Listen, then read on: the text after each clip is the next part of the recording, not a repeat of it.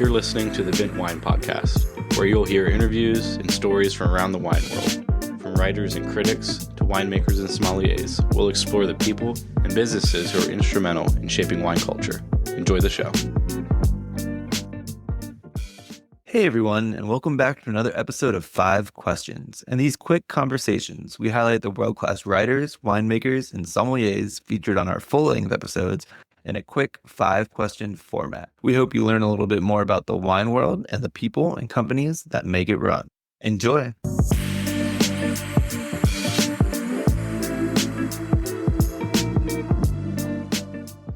All right, we are here with 5 Questions with Klein Constantia winemaker Matt Day. Thanks so much for joining.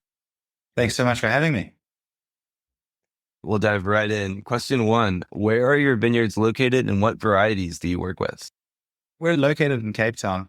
We're on the foothills of Table Mountain. So if anything, that's the one thing you have to know about Klein Constantia is we are part of Cape Town. We're in the city. We're on Table Mountain. And we're one of the most historic ancient vineyards in the world.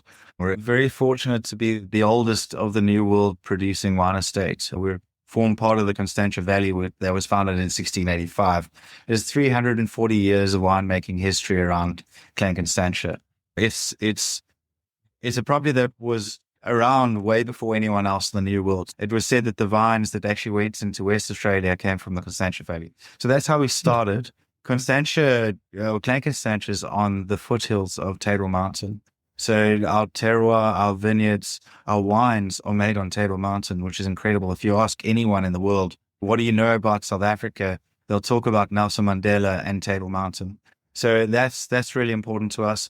We are a suburb of Cape Town as well. So we're a 20-minute drive away from the city center.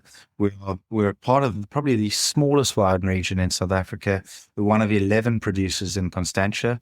And our main focus at Klein Constantia is to produce the iconic sweet wine called Vin de Constance and to push that in the boundaries of becoming an iconic sweet wine. And we also make Sauvignon Blanc, and that's huge for us. 65% of our vineyards are actually planted to Sauvignon Blanc. It is a wine that we want to put on the map as being a Sauvignon Blanc of noteworthy fashion.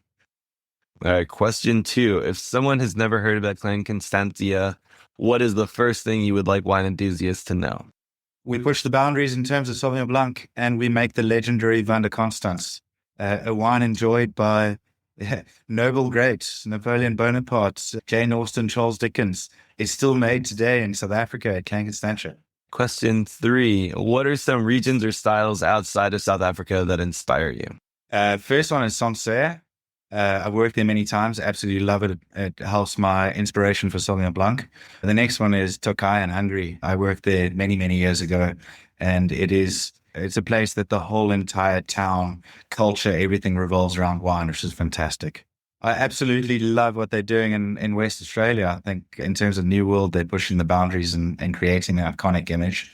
Napa Valley is just pushing the boundaries and pushing the prices and pushing the status of iconic wines or icon wines, yeah. And Saint-Émilion is my happy place. I try and get out there as much as possible.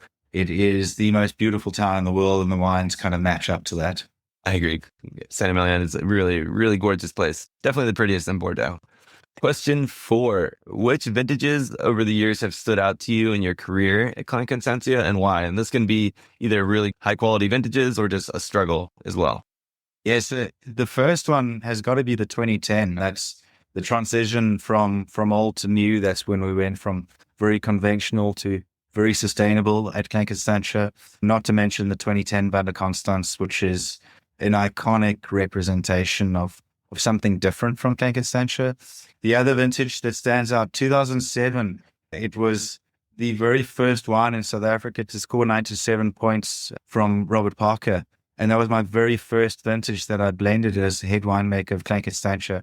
I've only recently been able to beat that score with 97 plus with the 2021 Vin de Constance. And the other vintages that stand out is 2012. That was my make or break vintage as head winemaker of Klein Constantia, my first vintage as head winemaker of Klein Constantia. 2016 is the other one, is for me, the most complete, great vintage of our time at Klein Constantia. And then the other ones that I have to mention, 1791, 1821, and 1875. Very few people can boast they've drunk wines from days back then when Napoleon Bonaparte was drinking our wines or the sweet wines of Constantia. That's crazy. I've gotten to taste something that Napoleon had the same vintage of.